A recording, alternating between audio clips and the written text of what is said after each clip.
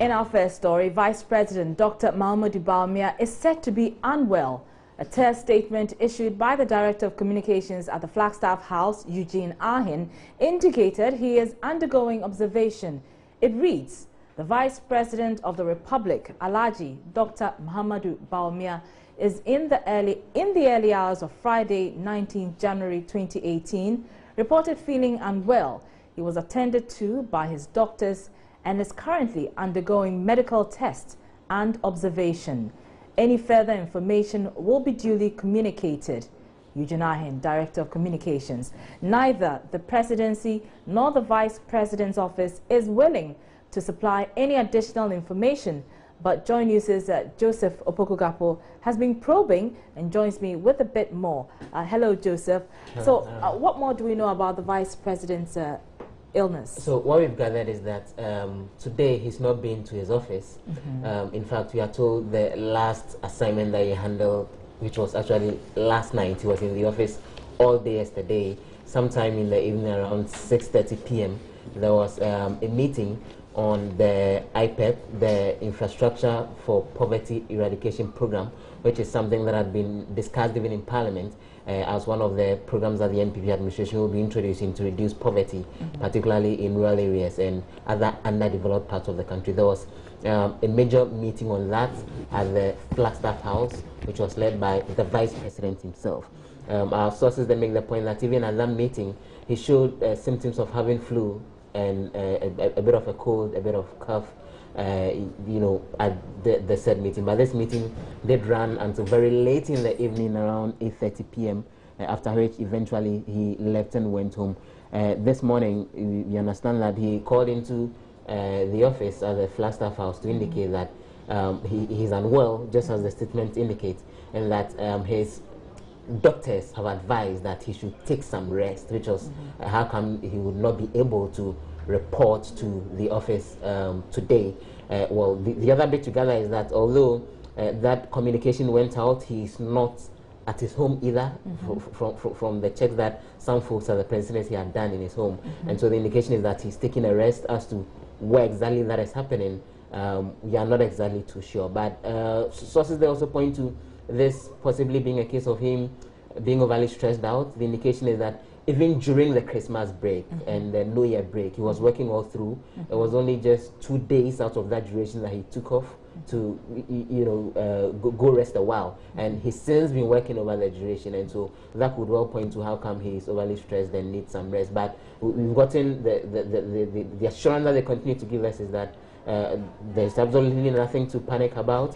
Even after the indication was that earlier today, you would recall as well that there was the program at the Konfanoche Teaching Hospital, which the wife, that Samira Bawumia, was expected, because apparently she had been at the forefront of this alongside the First Lady Rebecca Akufo-Addo herself. She didn't show up at that event. We are not too sure whether this has anything to do with this, but then the repeated assurance is that he's okay, and in due course, additional information on his health situation will be put out to Ghanaians. In fact, at the presidency, they are very emphatic that the reason for which they issued the statement we saw earlier in the day was because they wanted to update Ghanaians on his health. And so, as and when the clearance is given by his doctors, by you know, the president, and all the necessary information that Ghanaians need to know is ready to put out there, they'll go ahead and update Ghanaians. But additionally, we're gathering also that the president actually visited him earlier in the day at the where he is. The undisclosed location. Yes, where he's been spending the day. Right. And the president went ahead to visit him there. And it was even after that that the green light was given that the statement should come from the presidency announcing to Ghanaians that... Speaking of the statement, I mean, for the presidency to put out a statement, it does speak to the seriousness of the issue, doesn't it? Obviously, then it gives the hint that this is something that they would really want to get information out. You would hardly see statements like this coming from the president. The only times that you see statements like this are when, let's say, the president is traveling out of the country, or you know, maybe taking a break. Then you see a statement telling you the fellows are about, or probably unless something major happens, and then you see statement coming from the president. This looks quite interesting because obviously there have been durations when the president and the vice, they've taken breaks that have to do with their health or having been able to show up in the office, but you don't see this. But I asked that question as far as sources at our office, sources at the presidency are concerned, and the feedback was that there had been rumors earlier about his whereabouts. I hadn't read or seen anything on social media before the statement was issued, but according to them, people had been calling in, making a point about him possibly collapsing, which was how come it became necessary for them to actually, put all this information and declare there. So they had received calls about the vice president, which was how come we got them issuing this statement to clear the air on this. All right, many thanks, Joseph Opoku-Gakpo there with those details. What we do know is that he is at an undisclosed location, but he is under observation by his doctors. We'll keep you informed. Stay tuned to Joy News. Moving on, the leadership of the Fulani community in Ghana has sent a strong appeal to President Akufo-Addo to direct the immediate halt to Operation Cow Leg, the security operation to flush out nomadic herdsmen from Agogo in the Ashanti region. Spokesperson for the community, Professor Sheikh Osman Bari, says the growing widespread hostility against Fulanis is unfair. At a news conference in Accra Friday, Professor Osman Bari revealed so far no Fulani nomadic herdsman has been found guilty of attacking others, adding persons found culpable should be made to face the full rigors of the law when caught. If you know them, why don't you report them to police? And if you know them and then you go and report the police, did the police take any measure to arrest these people? If they did it, have they sent them to court? If the court has established that these people are Fulanis, if there's one instance you tell me the court has established that those people committed and those people arrested, they went to court and the court that established and confirmed that they're Fulanis, and then we see. Then the court has said, we have questions to answer to the court, but we have not been told of anything of this nature. Therefore, we assume that our people are innocent people, and they are peaceful people, and they are law-abiding people. If there's anyone intruder, somebody who comes from outside, to our knowledge, we have to flush that person out. But we need the assistance of the local indigents and the police also to come to our assistance so that we can flush anybody who is a bad element in our community. Professor Barry is also calling for a compensation package for some of their kinsmen who they say have lost over 1,500 cattle, estimated to cost about 6 million Ghana cedis since last December. We may wish to recall recently that starting from the last quarter of the outgone year, 2017, up to this date, over 15 innocent Fulanis have lost their lives through cold-blood murder, black magic, and practice of ritualism. While taking into account that over 7,000 of their huts and mud houses were set ablaze in different parts of this country. Meanwhile, the land attacks and the air strikes jointly carried out by the military and police from December 15, 2017 have resulted in killing of over 1,500 cows, estimated to be over 6 million Ghana cedis, which is equivalent to $1,500,000 US. We have been reliably informed that some assailants suspected to be from the surrounding communities have exploited the chaotic situation created by the so-called joint military and police operation, also to launch attacks on the Fulanis, killing some of them while looting their properties mercilessly. We equally wish to appeal to His Excellency to ensure that adequate compensations are paid to the innocent victimized Fulani families who have lost their cattle during the said joint operation and other atrocities. Well, still on the herdsman activity, government's shoot-to-kill strategy in dealing with the nomadic herdsman menace in the country has come under severe criticism by the Ghana National Association of Cattle Farmers. More than 200 police and military personnel have been deployed to the Agogo area in the Ashanti region to drive out the herdsmen whose cattle residents say are destroying their farmlands. But addressing a news conference in Accra Friday, the association warned government's approach is unsustainable and suggested, among others, bringing the cattle owners to book rather than killing the animals. It's a menace that's now a national security issue, courting angry responses from cattle farmers across the country. A 200-man security delegation has been deployed to Agogo and surrounding communities to combat the herdsman menace. Over the past week, there have been reports of killing of cattle by members of the Operation Carleg team following the crossfire between herdsmen and officials, leading to the death of 2 people. No attack on a soldier or a policeman or any other security person. We consider that attack an attack on the state. But now there's a strong call from the Cattle Farmers Association. They are condemning the shoot-to-kill approach adopted by government in dealing with the menace. Imam Hanafi Sunday is chairman of the association. Also condemn the recent attack on some security personnel at Agogo. We endorse that investigations should be carried out properly to apprehend the offenders for them to face the law. The Ghana National Association of Cattle Farmers is not satisfied with the shoot and kill approach by the security on the cattle within and outside Agogo. We think it would have been better to rather apprehend the cattle owners, to get the cattle owners to face the law. But that's not all. The association wants government to adopt more efficient and sustainable means of dealing with the issue.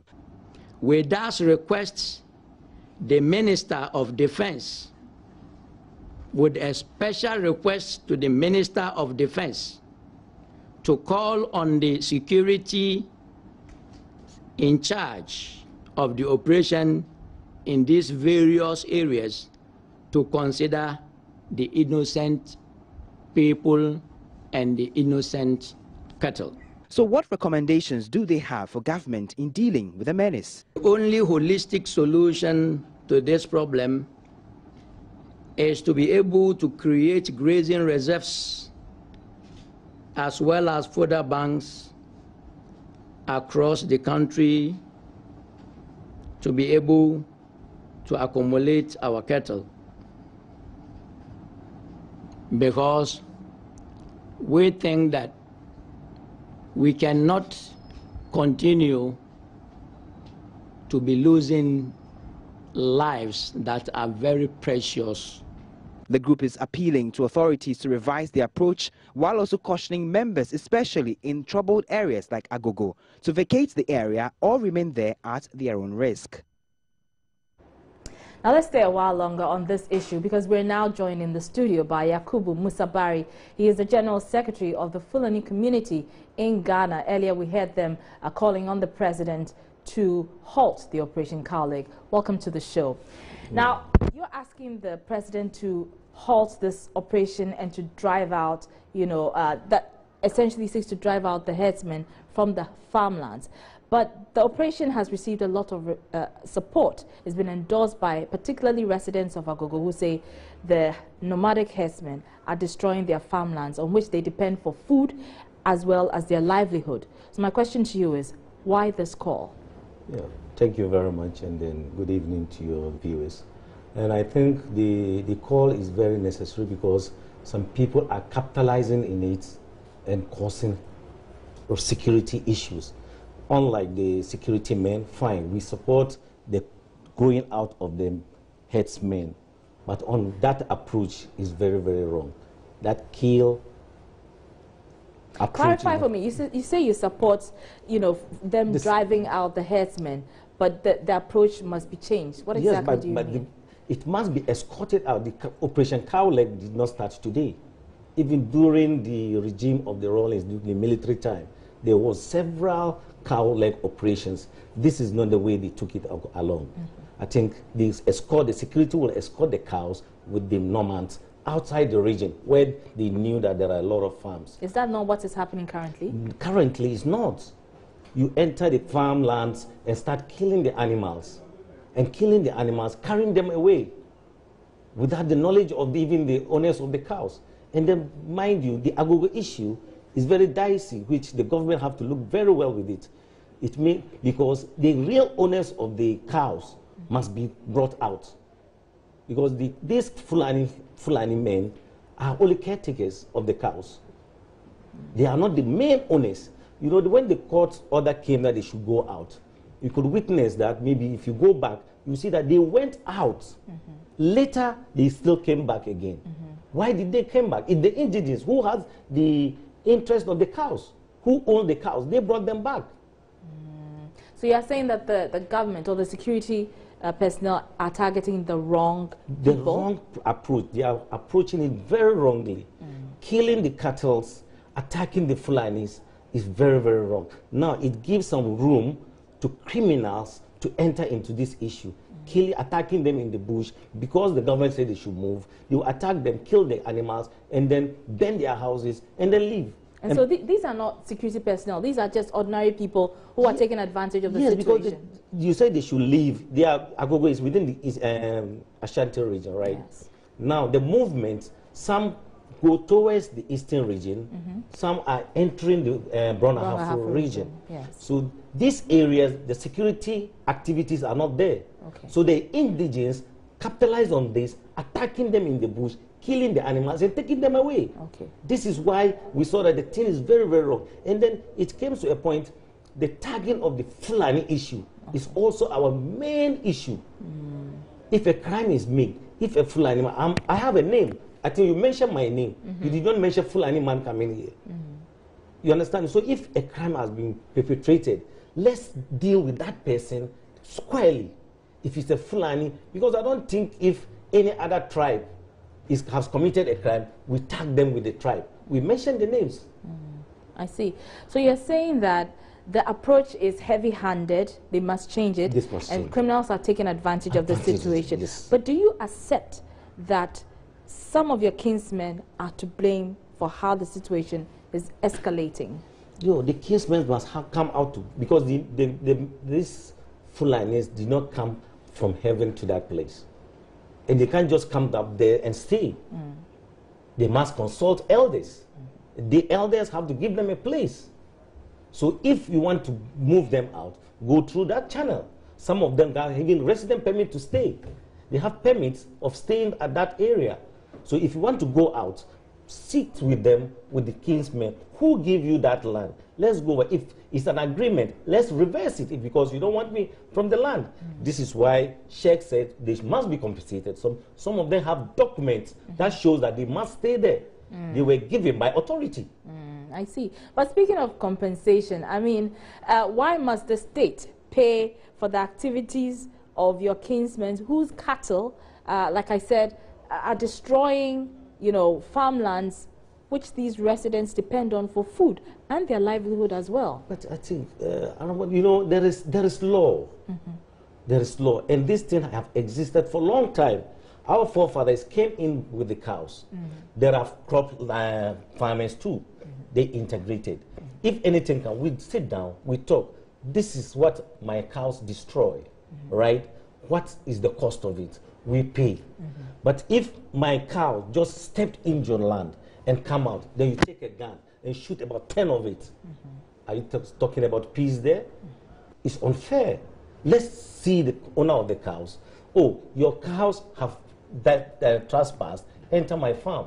Okay, what did it destroy? How much is the cost? Let's negotiate. Let's talk.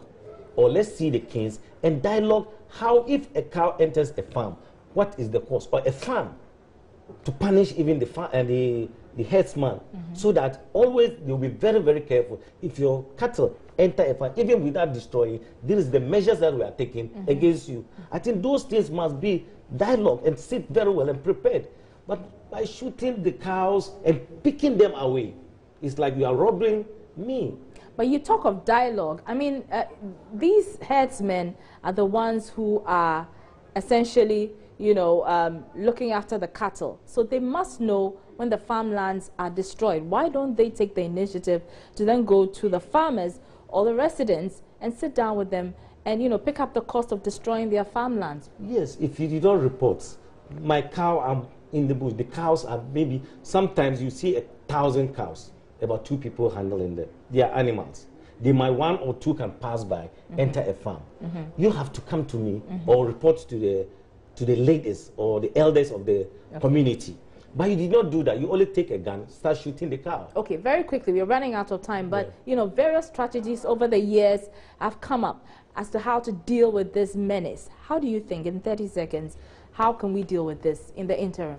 Yeah, in the interim, that is what the Cattle Farmers Association has even proposed too, and which we have proposed that the government, bans. Yes, the government must look for a place for these cattle, not to be mingled with the areas that where the farmlands are and other things. I think this will solve the problem. All right, I'm so grateful for your time. And that's Yakubu Bari. He is a General Secretary of the Fulani community in Ghana. Many thanks. Now, a special assignment documentary put together by Joy News' Seth Kwame Boateng, which was taken up as a project by the Multimedia Group, has resulted in a magnificent, ultra-modern edifice that should end the needless deaths at the Fulani Teaching Hospital in Kumasi.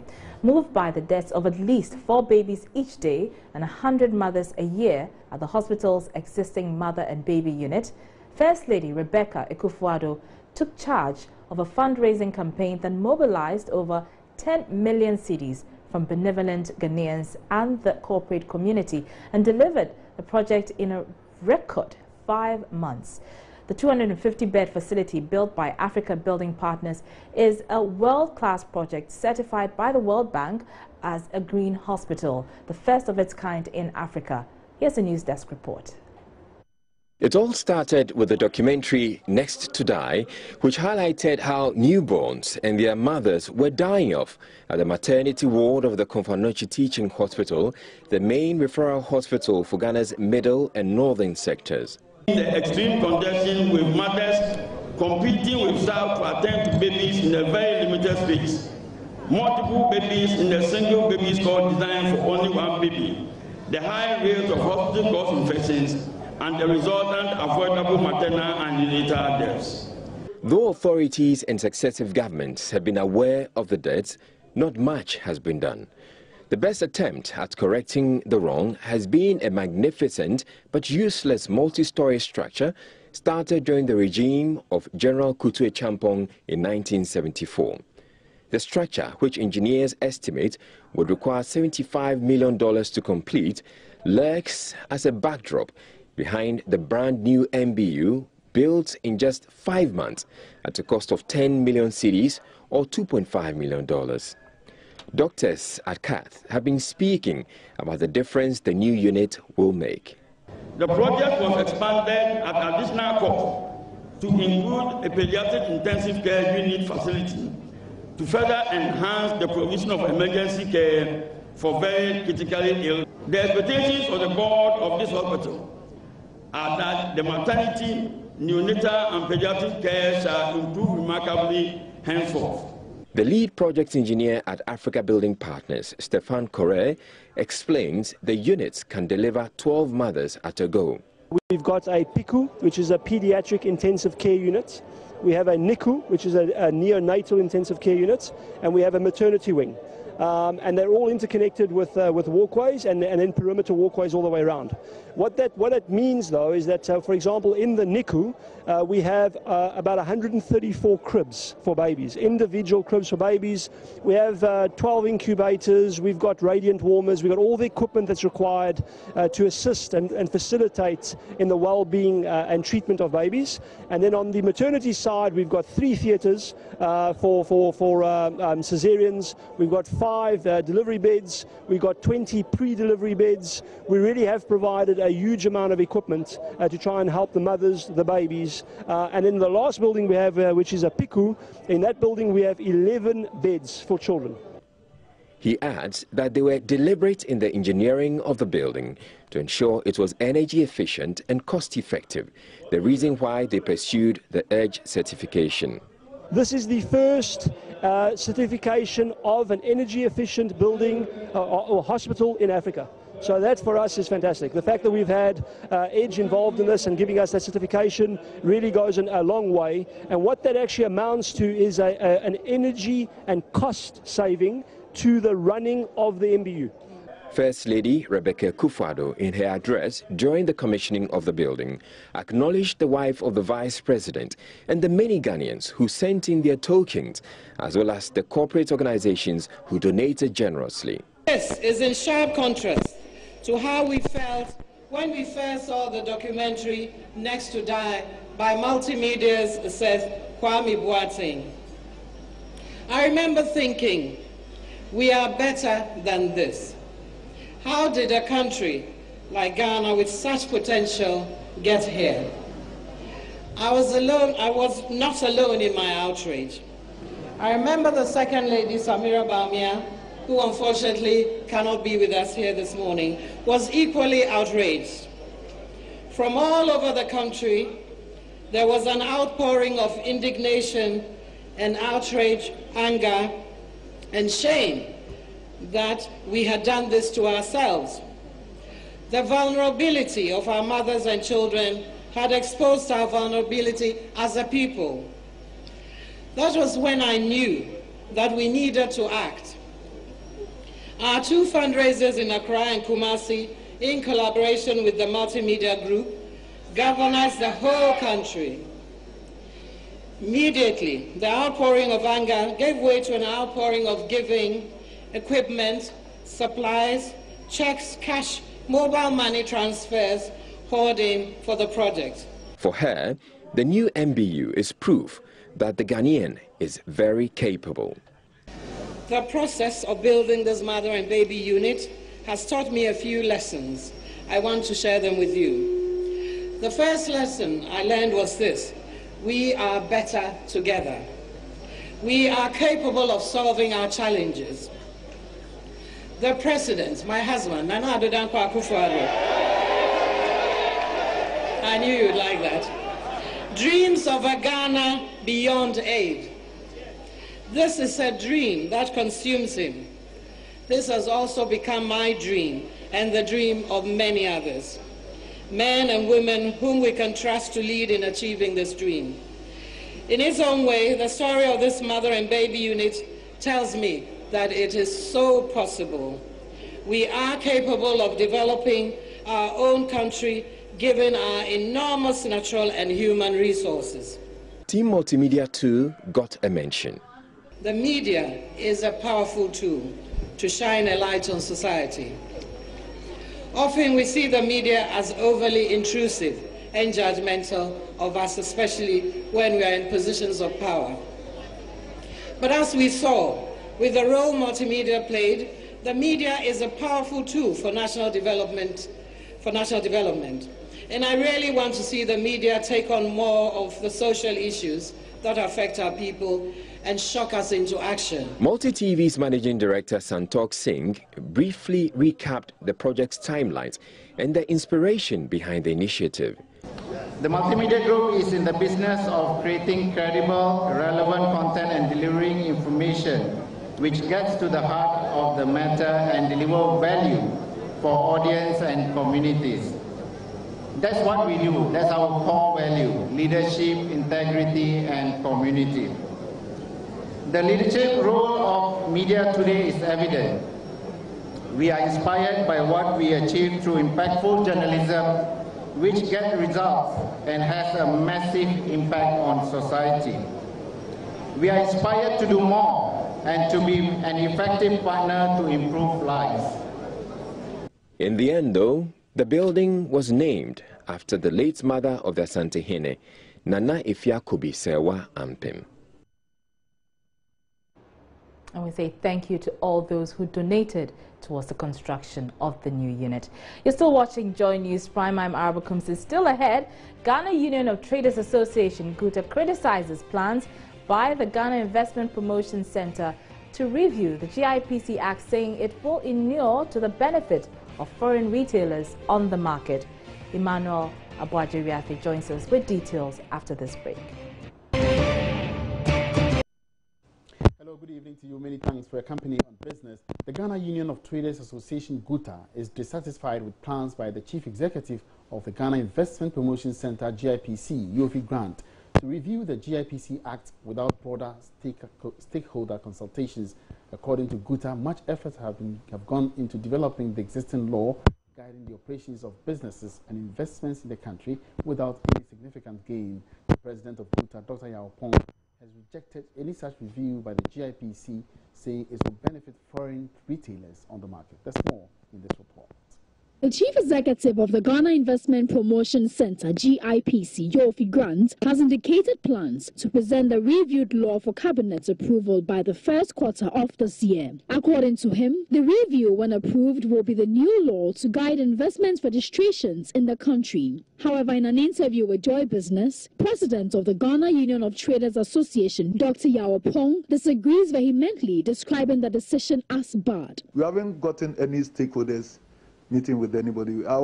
If this thing have gone to Parliament or anywhere these revisions are done, I'll caution them not to treat it with any importance, because we haven't agreed upon anything.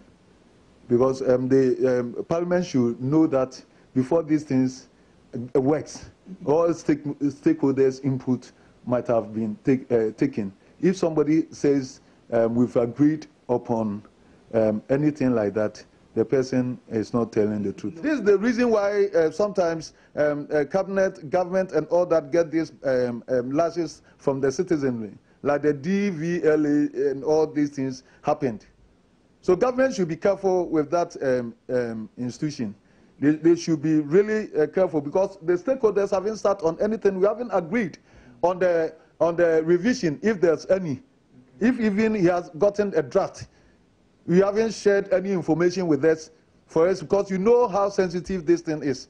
He also cautioned government to ensure that the section of the Act which prohibits foreigners from trading in Ghana's retail market is enforced. I will plead with the government to be very careful in dealing with this matter, because they know how it is dear to the trading community. All our business is being taken over by these foreigners, and it's not even happening in other countries. Even our neighboring Nigeria, you can't see these Chinese and other people there. So I don't know why we are trying to encourage these people. The new law is expected to improve the business environment in the country.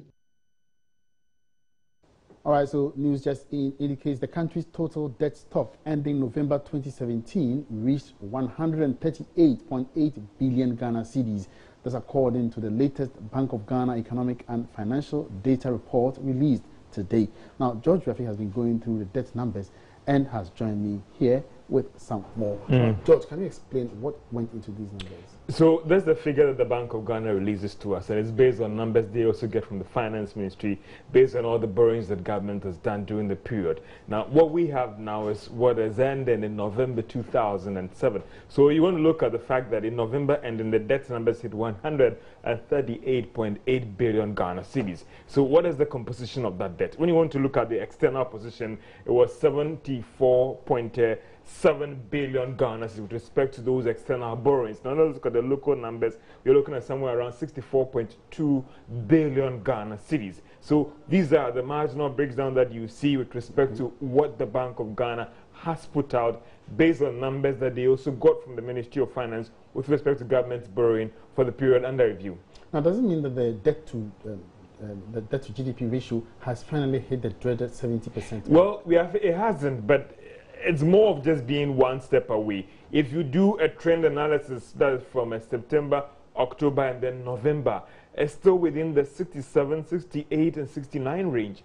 And for the development partners and even for a lot of investors, when your debt to GDP ratio hit the 70% mark, it raises a lot of concern. It means that you might be using a lot more that you raise in revenue to try and clear the debt, and that's where always there's a problem there when they hit that mark. But if you look at the fact that government over the period was talking about debt reprofiling and all the rest, we're expecting a quite significant drop in the debt to GDP ratio, and the fact that the economy has also expanded. But we're not seeing that if you go through these numbers. Do you get the impression that government is winning the fight against the total debt stock? If you want to look at the hard numbers and even the nominal numbers as well, 138 billion Ghana cedis. If you look at the total value or how much we're worth as an economy, you're looking at somewhere around a little over 200 billion Ghana cedis. And 138 to 200 billion, that's still quite high. So you wanted to see some significant drop. Okay. But even though the rate of increase has slowed, you would not make a firm judgment that indeed government is winning that war to contain the rise in debt. Now briefly, tell us about the other sectors, how they feel. Well, exports, they are doing so well. We are free. If you look at gold, cocoa, and the rest, doing so well. Now look at the total export that we earned from the total export for last year. You're looking at somewhere around $13 billion compared to a little around 11 billion for the same period in 2016. It looks like we're getting more from our earnings from these traditional exports. All right, thank you very much, Thank George, you so much, Yafi. Update, and that was George Yafi bringing us up to speed with Ghana's total debt situation, which is currently hitting 138.8 billion Ghana cedis at the end of November. Away from that, the Ghana Food and Beverage Association has reiterated its call on government to withdraw the tax stamp policy. The policy will require manufacturers and importers to affix tax stamps to their products before they are released onto the market. But President of the association, Samuel Agri, says local manufacturers are just not prepared to embrace the policy. Based on the interaction that you've had from various industry players, what do you think is the current position of this association on the tax stamp? Well, it has become apparently very clear that industry is not ready for this project. We've given government alternate solutions as to how we can achieve the same revenue results that we want. We are not saying we are not going to contribute to the revenue. We are ready to pay. But the model through which they want to apply the tax stamp is a big challenge, and we are not ready. So it's a big challenge that government will have to listen, withdraw, let us do the right thing, and come back. We are in support.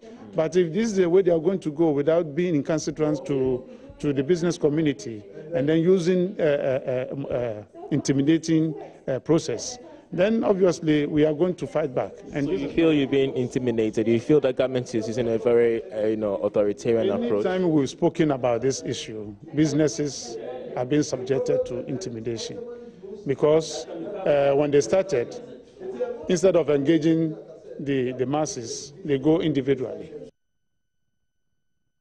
And the Ministry of Fisheries and Aquaculture is embarking on a program to promote safe fishing practices on the Volta Lake. The program is expected to see some parts of the lake partitioned only for fishing activities in order to reduce cases of fish depletion of the water body. Here's more in this report. In the wake of the depleting fish stock on the Volta Lake and across various aqua centers in the country, the Ministry for Fish and Aquaculture has come up with a zonation of the Volta Lake to streamline activities of fish farming in the country. Before the end of 2018, all fishing activities on the Volta Lake will be strictly regularized through a new zonation of the lake by the Ministry of Fisheries and Aquaculture. According to the Deputy Minister at the Ministry of Fisheries and Aquaculture, Francis Kingsley Atukujo, this exercise will identify the favorable areas for aquaculture on the Volta Lake and also help reduce the depleting fish stock in the country. He spoke to Joy Business at the sidelines of a final stakeholders workshop in Accra. The zonation is mainly trying to map the Volta Lake to determine which areas can support aquaculture development. This is very important in a way to support the production of fish or our fish volume in the country. Meanwhile, the Deputy Minister makes the case for Ghanaians to venture into fish farming. According to him, the lucrative venture has potential of creating jobs among Ghana's teeming unemployed youth. We want to encourage people who are already into poultry farming or other farming to think about mixed farming. You can.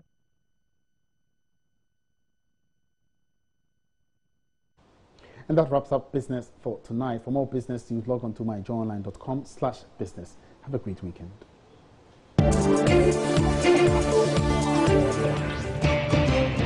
Welcome back. Now, UK carrier British Airways has promised a detailed response to complaints of discrimination against passengers flying from Ghana next Monday.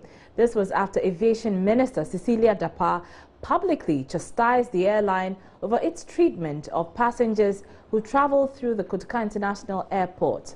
She mentioned, among others, an incident where a BA official insisted the Chief Justice was subjected to screening, even though she was supposed to have been exempted. Although the airline apologized for the incident, the aviation minister says Ghanaians deserve better. Sheila Tamaklo has more. In recent times, the aviation sector has been hit by a number of complaints from passengers about being treated unfairly due to a number of issues ranging from overbooking to luggage issues, among others. Now, a very much recent one was the one that surfaced on the Daily Mail news. Essentially, the cabin crew of British Airways walked off the aircraft after having cited that the craft was infested with bed bugs. Now, the craft was subsequently changed and the passengers were brought safely to Kotoka International Airport. However, this development did not sit well with Ghana's aviation ministry, and today the sector minister held an emergency meeting to address the issue. Essentially, she gave a stern warning to management of British Airways to make sure they address the issue and treat their passengers very, very properly here in Ghana. The one that broke the camel's back was a bed bug infested flight that was being scheduled to fly to Kotoka International Airport with our cherished royals, meaning Ghanaians and other cherished passengers. Fortunately for all of us, their own staff walked off the plane because they noticed bed bugs crawling on all the seats. And that was a big shame to an international airline like British Airways. It should never have happened in the first place, and it should never happen again.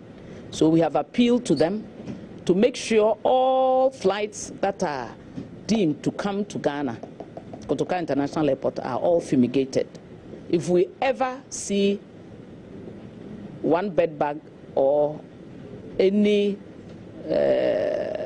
untoward whatever on their flights, we'll take a very drastic action. There are like cases that have been dealt with. We have the chart here. Like a passenger complaint about an issue. We'll go into details. They are not privy to that we have the list. That's why I'm being economical with the words that I'm churning out. But the one that really hit us was the treatment they gave to the Chief Justice. They later came to apologize. That is closed. We have a pending case, and we are going to go into all these things. The minister further demanded clarity on other issues, including the disparities in prices of fares and luggage accommodation for Ghanaian passengers as against the Nigerian market. Whilst Nigeria is paying like 900 pounds or so, we are paying about 1,300. We want to understand why we pay more than Nigerians. Number 3, luggage. Ghanaians are also complaining. Whilst they are Now, the chairperson of the Commission of Inquiry for the Creation of the New Regions, Justice Stephen Alan Brobe, has advised individuals in opposition of the reorganization of any region in the country to send their petitions to the presidency for consideration. He urged petitioners to properly articulate their concerns and provide constructive suggestions on why they are against the creation of any of the new regions. Justice Brobe was addressing a public hearing in northern Volta on the proposed new OT region. Fred Kwame Asare's report. The Commission of Inquiry for the Creation of New Regions is on a fact-finding mission to verify reasons and claims on the request for the creation of new OT region in the northern part of the Volta region. Residents of the Ketakrachi and Nkwanta warmly received the committee.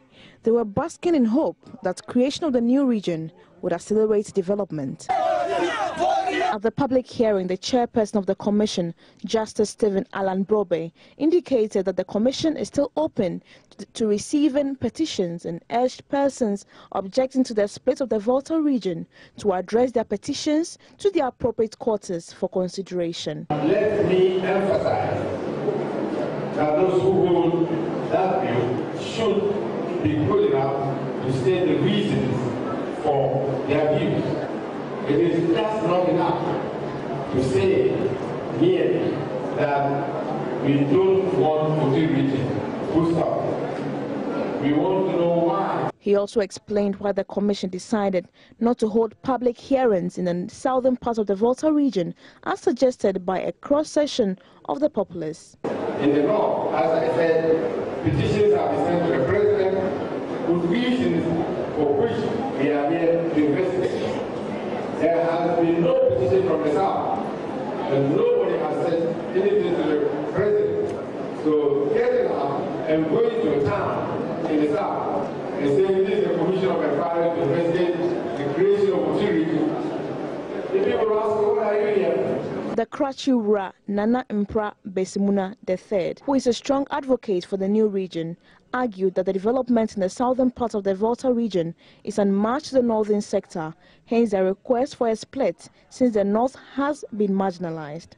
In that regard, he implored the New Patriotic Party-led government to design an accelerated development plan for the proposed demarcated area and endeavor to implement it before 2020 elections. All we are asking for is the creation of Oti region for development. We strongly recommend the government to formulate an accelerated development plan for the new region. The Nawuri and Inchumuru tribes in the Kwandai district of the northern region presented a petition to the commission requesting for the Kwandai district to be added to the proposed new Oti Volta. Historically, we are Guans, and for some reasons, we were left in the northern part of Ghana. Now, our simple request is that we want to join our brothers in the Volta region. Basically, the region that we want to join is the Oti region. Submissions at the hearing indicated an unanimous support for the demand of the new region. Every participant who was given opportunity to speak made an attempt to buttress the point of the petitioners, basing their argument on underdevelopment and neglect. Fred Kwame Asari, Joy News. Meanwhile, the chiefs in the southern part of the Volta region have sued the Attorney General following a decision by the Commission of Inquiry on the creation of new regions to rather hold public hearings in the northern part of the Volta region. Chiefs in southern Volta had earlier sent a letter to the Commission of Inquiry expressing reservations about the schedule of meetings in the region with regards to the proposed Oti region. Albert Kwashiga is lawyer for the petitioners, and he joins me on the telephone lines for more on this. Many thanks for your time. So tell us, why are you suing government on this? We heard earlier Chairman of the Commission, Justice Broby, saying if anyone had any concerns, they should channel them to the presidency or to the Commission. So why are you suing? Well, thank you very much. Let me say a very good evening to your viewers. I believe I'm on Joy TV or something. Is that correct? You are right. Okay, good. So I haven't listened to Justice Broby, but I'm sorry to say that we have exhausted those channels and we have been refused, our request. It's the only reason why we have decided to go to court. We didn't just get up to issue a written court.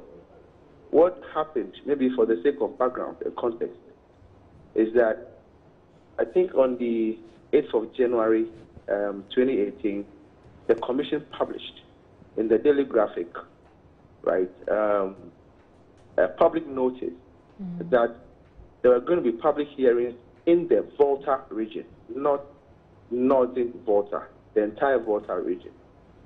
And the Commission had indicated some venues.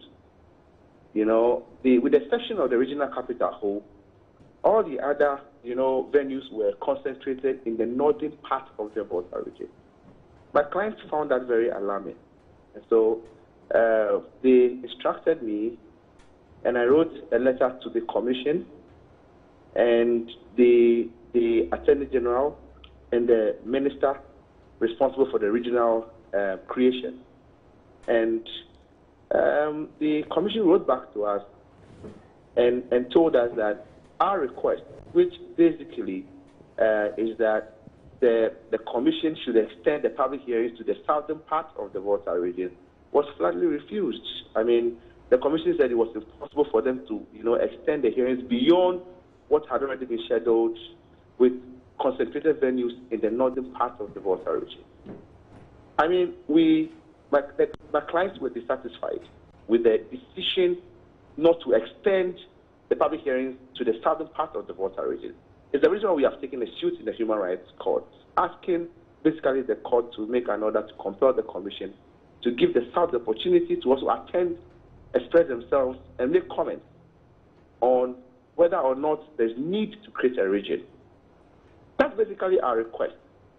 And had the commission listened to us, I'm very sure that we would not have come to this point. So we are in court because of this simple reason. Yeah. Now, did the commission give any indication or explain to you why they were unable to have a hearing in the southern part of Volta region? Well, the commission told, in their letter, from what I read from their letter, they had indicated that because it was the chiefs and some individuals in the northern part that petitioned, they were duty-bound to go to those areas and ascertain the claims that have been made in their petition. But clearly, that cannot be the position, because you designate your notice as a public hearing in the Volta region. With all due respect, the Volta region is not only the northern part. The Volta region extends from the south to the north. It's a long stretch. And so if you are going to hold public hearings, I think it's only fair that you spread the venues evenly so that people in the south can also have opportunity to come in grand style, as I hear is going on in the northern part. In the northern part, people are going there in fanfare. It's reported to my clients that people are being bussed to venues and all that. This is a serious issue. And my clients desire the same opportunity in the south to also attend the hearings in their numbers, so that you can have a balanced view of the issue, whether or not you see there's need to create, a new region. Now, this issue is even more serious because as part of the work of the commission, under the Constitution and under the CI that has established the commission, they are supposed to recommend a number of issues to the president, on which the referendum will be based. Key among the issues is to determine the places where referendum will take place.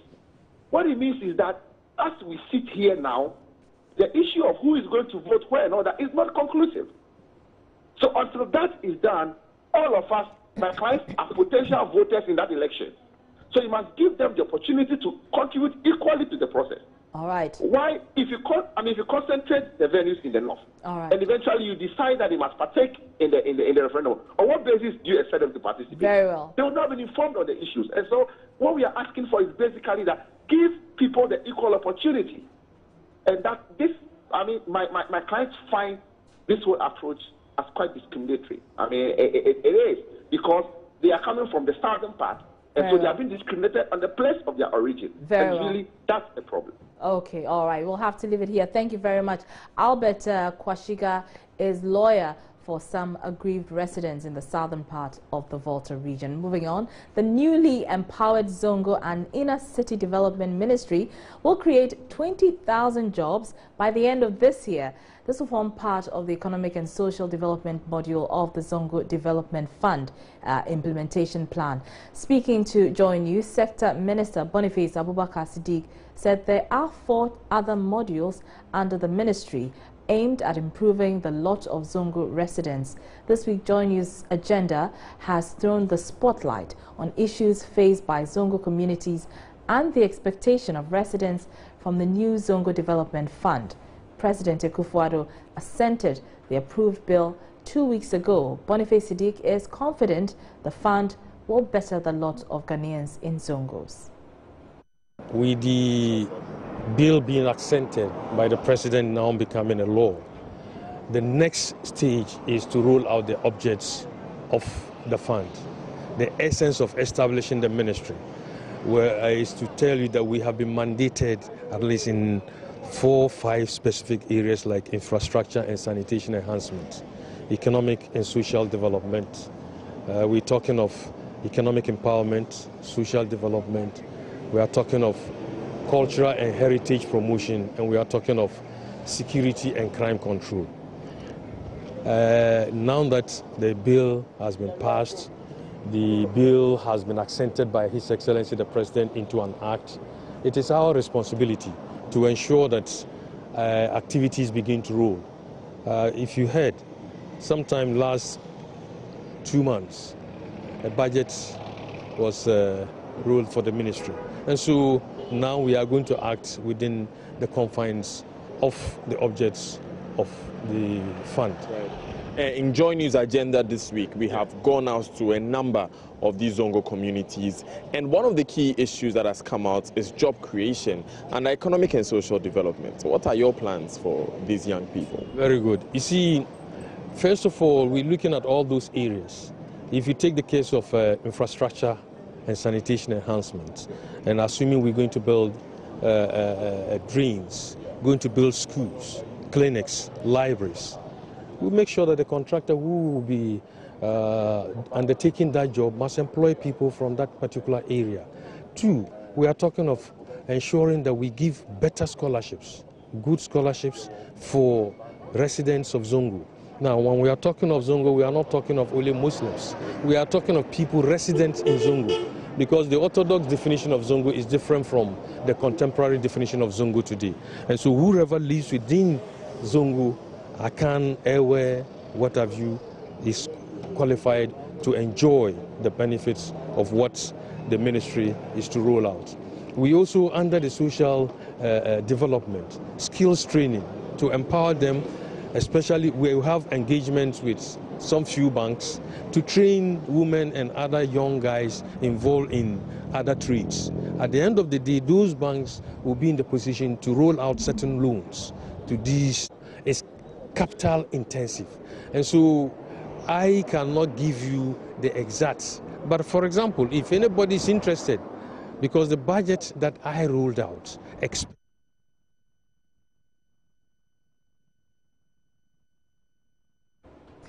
he also promised residents of the Zongo community in his constituency, Medina, that the storm drain there will see work this year. I've submitted a proposal to Works and Housing, and Works and Housing is taking care of it. I took the World Bank to that place. I'm not just a sitting MPU. I do my work, and they know what I've done so far in Medina. Immediately I came over, within 6 months, I engaged the Ministry of Roads and Highways that did the Medina roads, and they'll be continuing. The power land inventory has been taken of all routes within Medina by Ministry of Roads and Highways. So for the storm drain, when are we going to see it being done? I have engaged Ministry of Works and Housing, and very soon they will be advertising for contractors, for people to bid.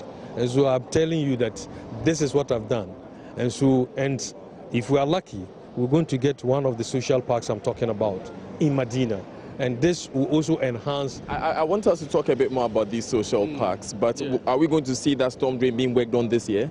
Of course, we'll start on it. You see, some of these storm drains are not things that you can just take 100 million cedis to do it. I mean, you take about 10,000, 20,000, 300,000, and you think that is enough at all. The storm drain, if you check it properly, I was one time Minister for Works and Housing. I did part of the storm drain for Medina, and the other one in central Medina upwards. It's a World Bank project, but I'm doing everything possible within my capacity to ensure the Ministry of Works and Housing. I took the minister there, he saw it, and parts of it will be done this year, so I can assure you. Mr. Sadiq also described his ministry's budgeted amount in the 2018 budget, which is $300 million, as falling below his expectation.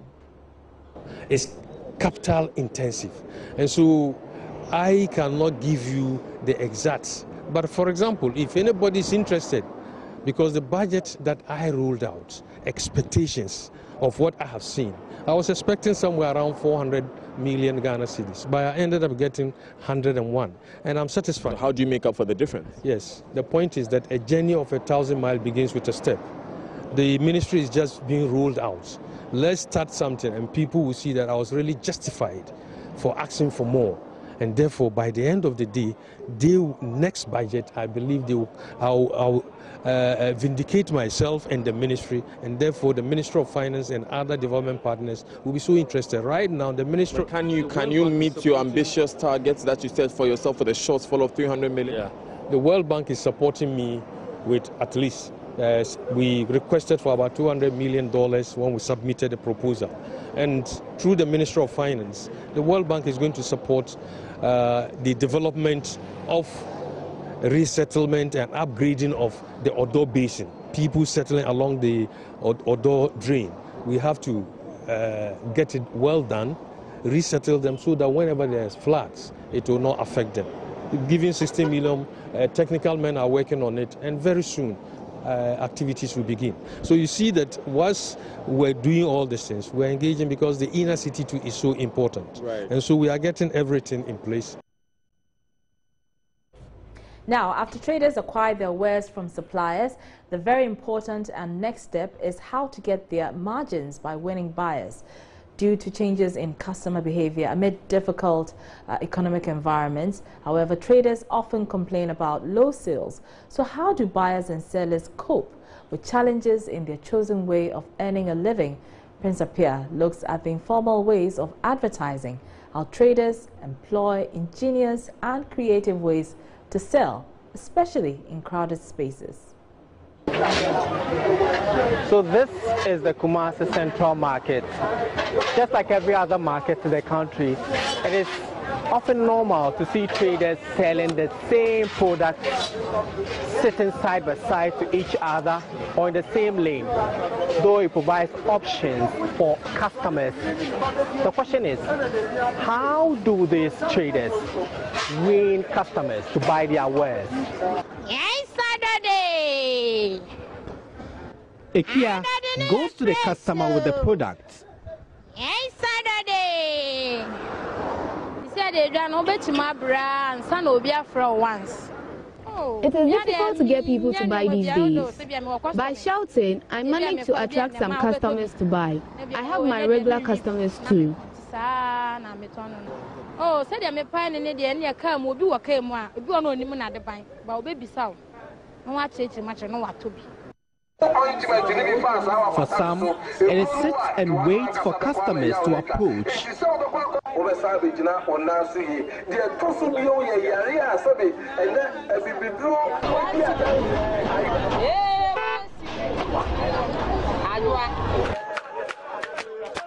Meanwhile, others take a different method altogether. Mind you, this is not singing for singing's sake. The traders here have found ingenious ways of marketing their wares to the public. Now they sing to call out passers-by to attract them to come and buy what they are selling. And it works for them. 24-year-old Eric Amwaku, the leader, explains how effective the singing draws customers to their footwear.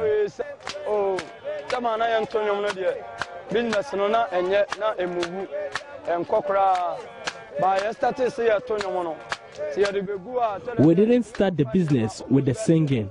Since we started singing, it takes maximum a week to sell goods worth 9,000 cedis, but before it would take 2 weeks or more.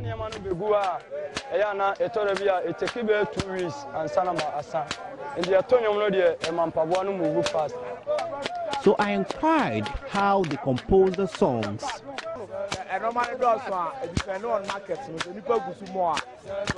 Nobody taught us. We are only being creative.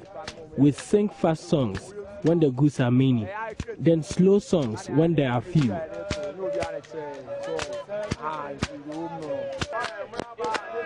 And what do customers think about the style of selling? Because of The songs and the way they sing compel me to buy, when sometimes I'm not ready to buy slippers.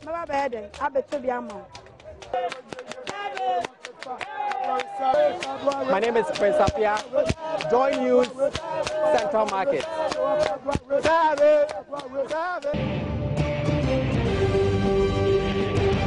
And in the headlines, Vice President Dr. Mahamudu Bawumia reportedly unwell, but under observation by his doctors.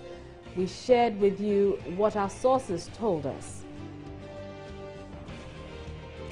Leadership of the Fulani community makes strong appeal to the president for a cessation of Operation Cowleg, which they say is turning out to be unfair targeting herdsmen going about their legitimate business. First Lady Rebecca Ekufuado commissions 250-bed mother and baby unit at Komfo-Anokye Teaching Hospital and expresses gratitude to the many Ghanaians who donated towards the project. In business, Ghana Union of Traders Association, GUTA, criticizes plans by the Ghana Investment Promotion Center to review the GIPC Act, saying it will inure to the benefit of foreign retailers on the market. And British Airways sharply criticized for what the aviation minister says is the airline's discriminatory practices.